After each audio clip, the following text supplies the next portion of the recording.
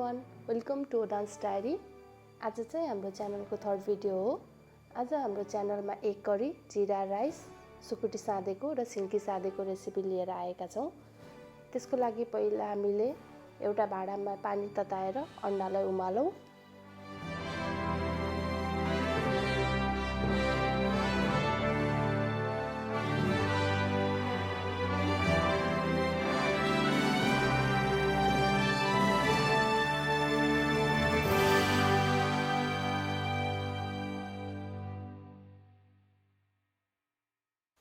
हाम्रो अन्डा रेडी भइसकेको छ। यसलाई एउटा भाँडामा निकालेर अन्डालाई रातो हुने गरेर तेलमा भुटौँ। अब एउटा प्यानमा 2 चम्चा तेल राखेर प्याजलाई रातो हुने गरेर भुटौँ। अब प्याज हल्का रातो भइसकेपछि 1 चम्चा लसुन अदुवाको पेस्ट राखौँ। त्यसपछि मसिनो गरेर काटेको टमाटरलाई पनि त्यही प्याजसँगै राखेर पाक्ने गरेर भुटौँ।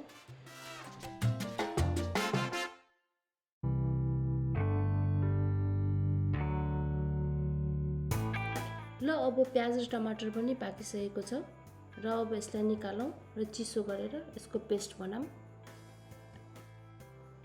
अब भर्खरै बनाएको पेस्टलाई 2 चम्चा तेल राखेर एकछिन भुटौँ अनि स्वाद अनुसारको नुन, आधा चम्चा बेसार,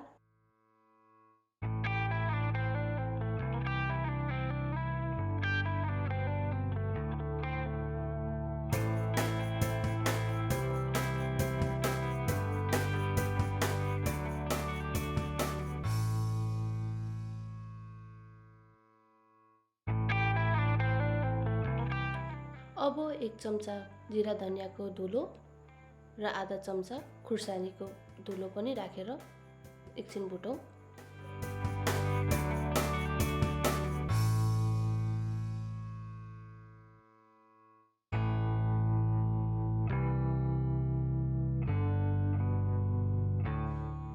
अब पेस्ट राम्रोसँग भुटिसकेपछि अघि फ्राई गरेको अन्डालाई राखौँ।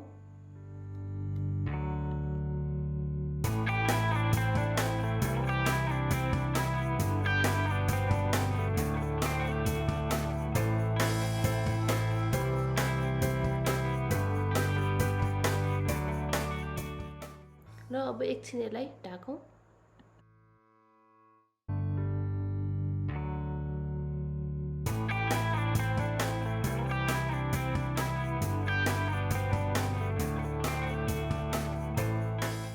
र अब एकछिन भुटिसकेपछि 1 कप जति पानी राखौँ।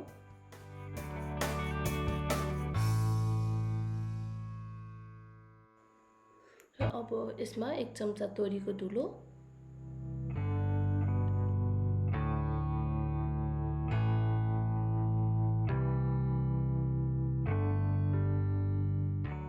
ल अब यो अन्डा करीमा थोरै चुक अथवा 1 चम्चा कागतीको रस राखेर राखिदिनु होला।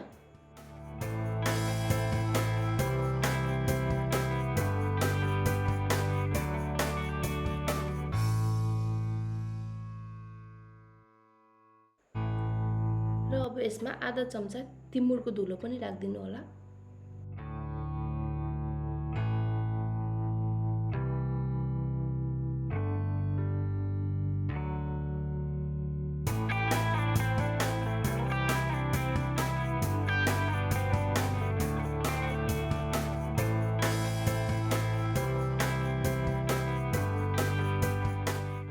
अब यसलाई एकछिन छोपौँ, त्यसपछि हाम्रो अन्डा करी पनि रेडी हुन्छ।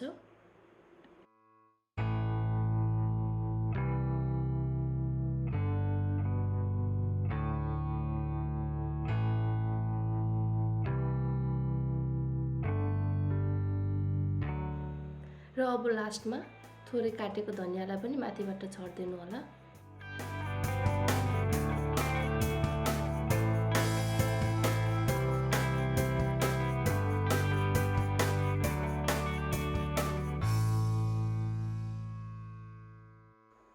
हाम्रो अन्डा करी पनि रेडी भइसकेको छ। अब सिन्कीलाई एकछिन पानीमा भिजाउँ।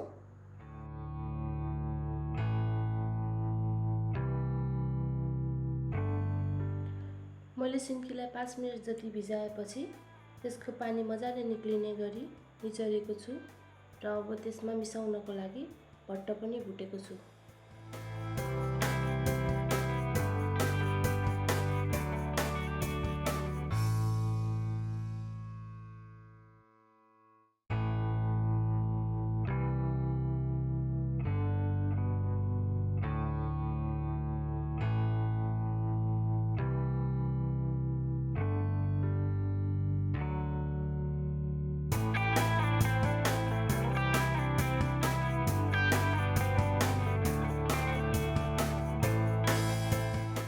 अब हाम्रो भट्ट पनि रेडी भइसकेको छ। अब निचरेको सिन्कीमा स्वाद अनुसारको नुन, खुर्सानी, आधा चम्चा जिरा धनियाको धुलो पनि एड गरौँ।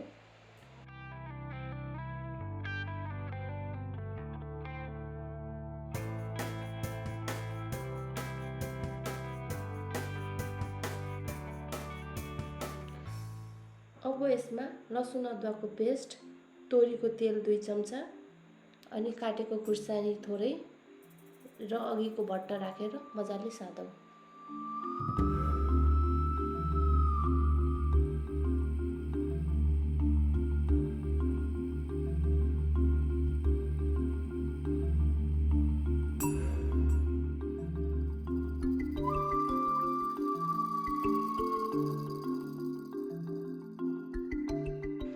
हाम्रो सिन्की मजाले साधिसकेपछि हाम्रो सिन्की पनि रेडी हुन्छ। अब सुकुटीको लागि अघि बढौँ।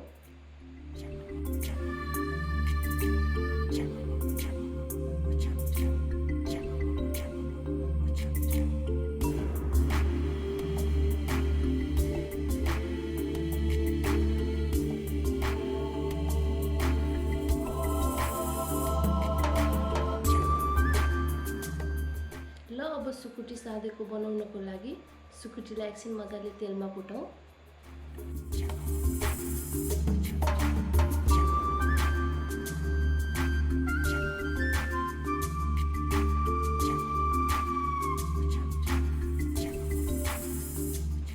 ल अब सुकुटी पाकिसकेपछि सुकुटीलाई एकछिन पानीमा नरम हुनको लागि भिजाएर राखौँ।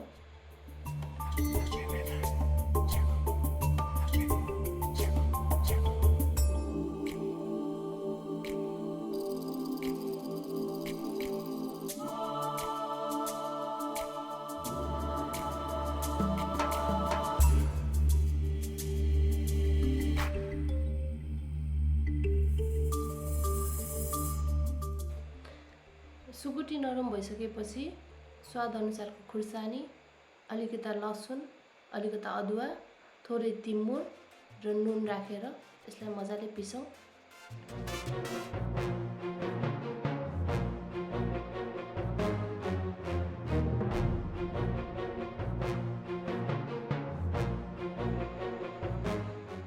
यो पेस्ट रेडी भइसकेपछि यो सुकुटीलाई मजाले त्यसैमा ठिचेर यसमा मिक्स गरौँ।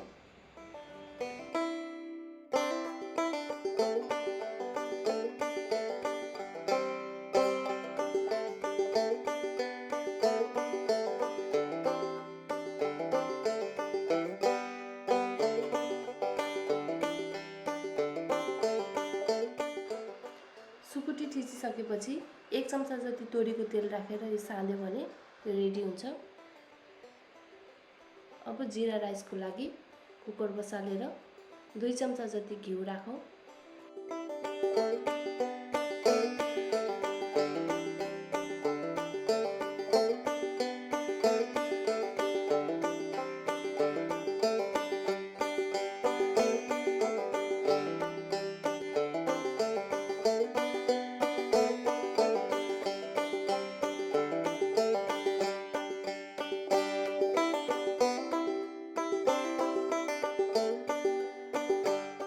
घिउ तातिसकेपछि अब 1 चम्चा जिरा फुराइदेऊ।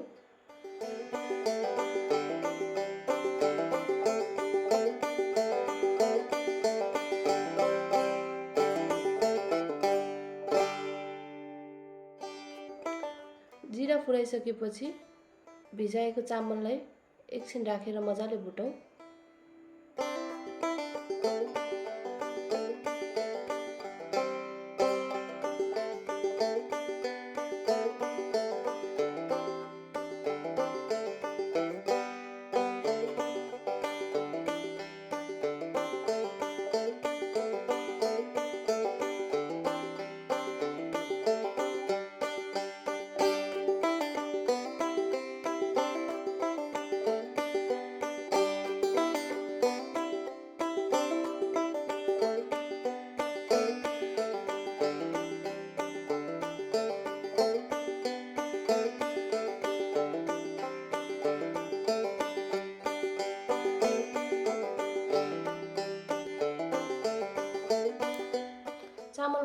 फुटिसकेपछि चामलको मात्रा जति नै पानी राखेर यसलाई सिटी लगाइदिउँ।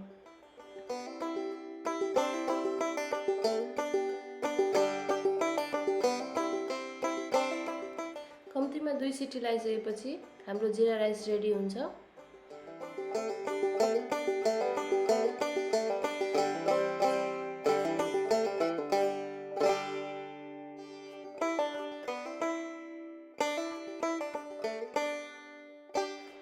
हाम्रो जीरा राइस, अंडा करी, सुकुटी सादेको र सिंकी सादेको पनि रेडी भइसक्यो। अब प्लेटिङतिर लागौँ।